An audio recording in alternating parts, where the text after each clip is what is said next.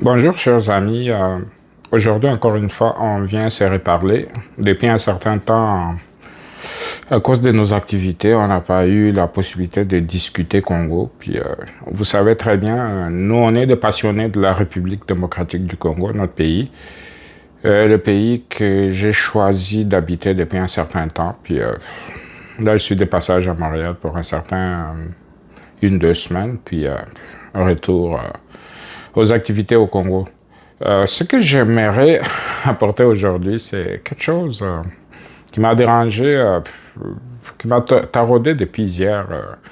Depuis que Kabound a fait sa sortie pour dire, présentement, le gars, il était en train de menacer le président de la République pour lui dire que en 2028, s'il ose changer la Constitution, puis il va arriver toutes sortes d'affaires. Et puis, tiens, venant de ce gars-là, puis j'ai de la difficulté à comprendre les politiciens congolais. Et un autre, là, de Martin Fayoulou, lui aussi, il a fait une sortie, je pense, il y a une conférence à l'IEC, puis il y a une des questions qu'on lui posait. Lui aussi, il répète la même chose. Il dit que si Tshisekedi ose changer la Constitution, il me trouvera sur son chemin. Et tous, ils donnent l'exemple de Kabila, puis quand il a voulu changer la Constitution en 2016, puis ce qui s'en est suivi. Mais ces deux-là oublient que le contexte a changé, que Kabila, aujourd'hui, tout le monde le sait, l'a vu un peu plus clairement que Kabila roulait pour le Rwanda. Et pour preuve, aujourd'hui, il est bras dessus et bras dessous avec le Rwanda, puis qu'ils occupent la partie est du Congo, puis que ils veulent même, ils menacent même d'en faire un pays, puisque en parlant de la soudanisation du Congo, ça sous-entend qu'ils veulent faire de la partie du Nord Kivu et du Sud Kivu qu'ils occupent un État, ce qui est aberrant, puis qui reste dans leur rêve.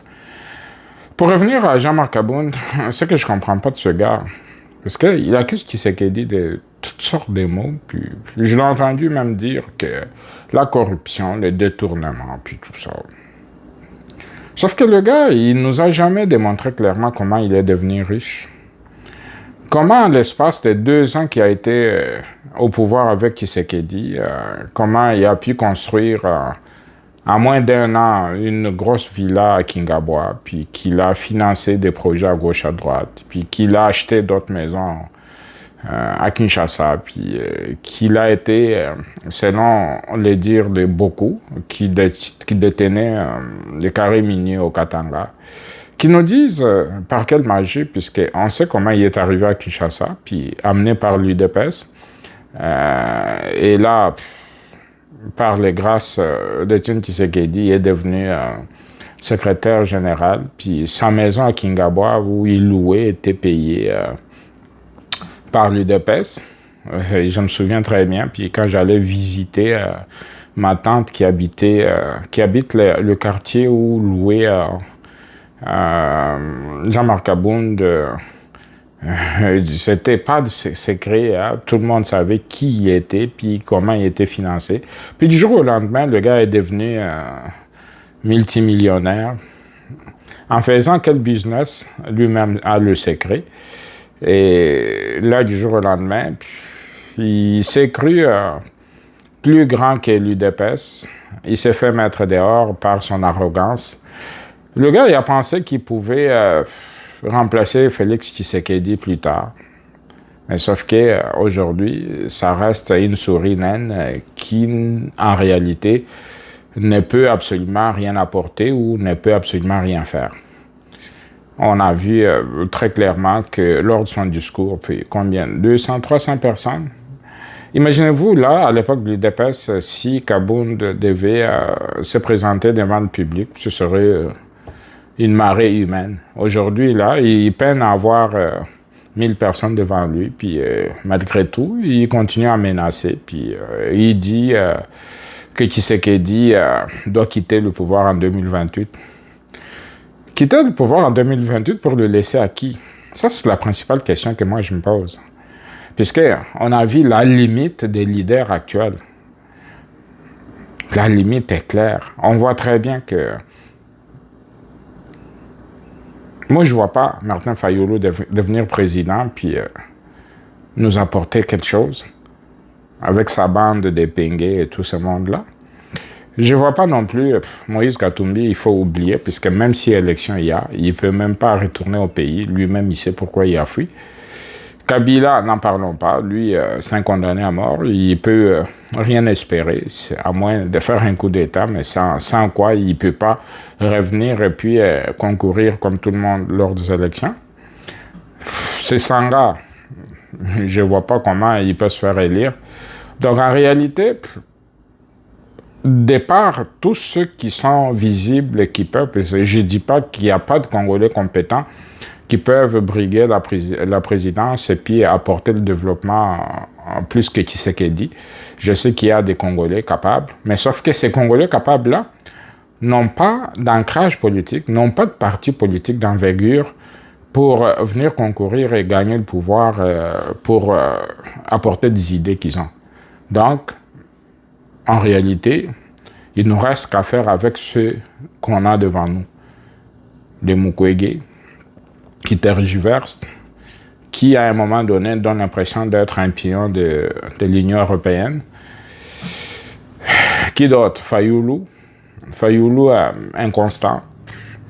Déjà, quand quelqu'un vous dit qu'on peut aller chercher Joseph Kabila puis, pour faire un dialogue avec, et puis quelqu'un qui a le temps de pouvoir demander à ce que les Nanga puissent revenir à Kinshasa, puis, malgré tous ces crimes que ces gens-là ont commis, je ne sais pas si cet individu-là a l'étoffe pour devenir président. Donc, en réalité, vous pouvez le voir là, puis il n'y a personne d'entre tous les politiciens connus d'aujourd'hui qui peut vraiment inspirer confiance, puisque quand on parle présidence ou des gens qui peuvent devenir des présidents, on regarde dans les gens populaires. Les gens populaires du moment, ce sont ceux dont je viens de parler. Puis, dites-moi là, présentement, là, dans les commentaires, qui de ces gens-là que je viens de citer, qui ont l'ancrage plus ou moins sur le terrain, qui de ces gens-là peut vraiment amener le développement ou continuer l'œuvre de Tshisekedi qui a affaibli de façon sans pareil le Rwanda, puis qui est sur le point d'en finir avec la guerre. Qui d'autre on peut aller, en ce moment précis, aller chercher pour continuer cette œuvre-là? Je ne vois pas. Même au sein de l'UDPS, le parti du président Tshisekedi, même dans sa majorité à lui, je ne vois pas quelqu'un qui a l'étoffe pour continuer cette œuvre et qui ferait aussi l'unanimité comme Tshisekedi le fait maintenant. Un autre point, c'est quand c'est Kabound qui s'est enrichi en 2 ans, va nous parler que non, au Kasaï, puis les gens ont besoin de manger, puis lui, il apporte, il construit des universités. Sincèrement, là, puis en fait, il faut le comprendre, un gars qui est allé à l'université à l'âge adulte, là, puis à 40 ans, lui, quand les gens sont dans le monde du travail, puis c'est à ce moment-là qu'il commence ses premières études universitaires, puis il faut comprendre qu'il ne comprend pas l'importance de l'université, mais pourtant, quand, à 40 ans, il a fini par comprendre qu'il faut retourner à l'université pour espérer progresser dans sa carrière politique, à plus forte raison des jeunes qui ont 18 ans, qui viennent de finir l'école secondaire, qui n'ont pas de responsabilité, et à qui on construit des universités proches de chez eux. Ça donne quoi? Nous autres, là, moi, je me souviens, je suis parti d'un Mbujimayi pour Kinshasa dans les années, au début des années 80 pour aller étudier, puisque des études universitaires, on pouvait pas, il n'y avait pas d'université comme aujourd'hui à Mbujimayi, puis on a été obligé d'aller à Kinshasa pour faire ses études. Et aujourd'hui, Tshisekedi vient de construire des universités, que ce soit à Kananga, que ce soit à Mbujimaï, des universités où les gens peuvent étudier dans de très bonnes conditions. Et là, Kabound n'est pas d'accord. Et lui, il vient, il nous dit que non, il fallait d'abord apporter à manger aux gens, puis après, puis on verra le reste. À manger, c'est très important, oui. Mais sauf que l'université, c'est ce qui va développer des cerveaux qui vont amener le développement, qui vont créer des usines, qui vont diriger ces compagnies de transformation-là, puis qui vont vraiment nous apporter le développement.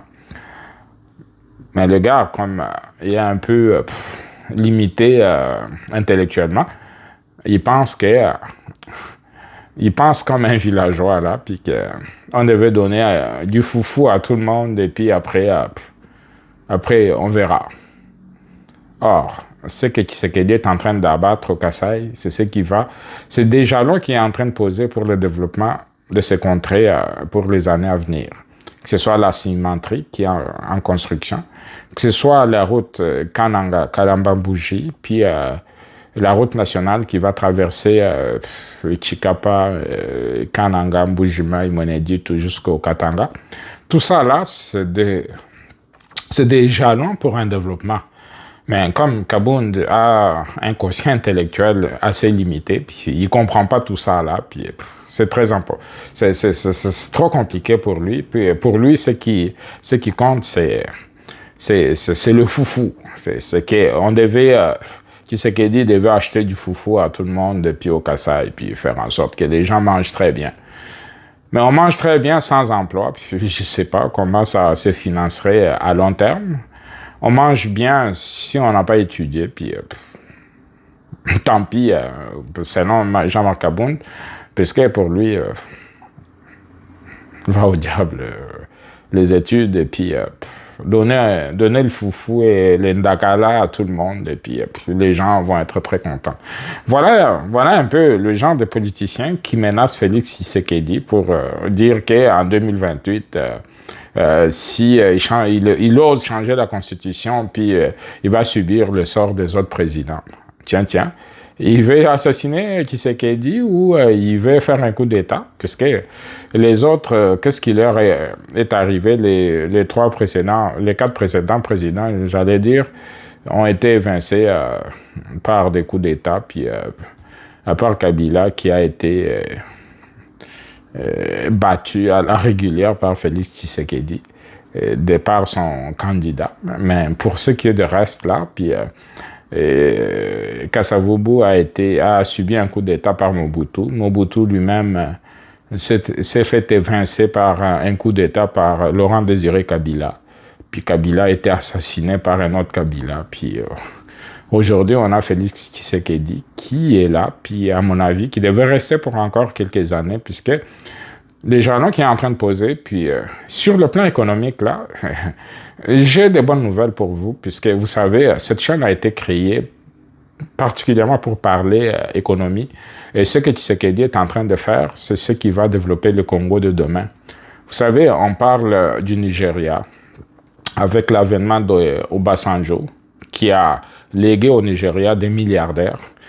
Et des fois, les gens, quand ils parlent du Congo, puis qui disent que non, Tshisekedi a dit que sous son règne, il va créer des Congolais, des milliardaires ou des millionnaires, puis les gens ont pris ça là comme de la blague. Mais ce qui est en train de se passer en coulisses, même après le départ du Tshisekedi, vous nous en donnerez raison, puisque, vous savez, les lois que Tshisekedi est en train de faire appliquer, comme obliger que dans toutes les entreprises minières, qui est au moins 3% réservé à des actions réservées aux travailleurs, qui est aussi un capital réservé aux entrepreneurs congolais dans toutes les compagnies minières. Et ça va dans les années à venir si c'est bien appliqué. Je sais que le ministre des Mines, présentement, a été instruit par le président de la République pour faire appliquer ces dispositions-là.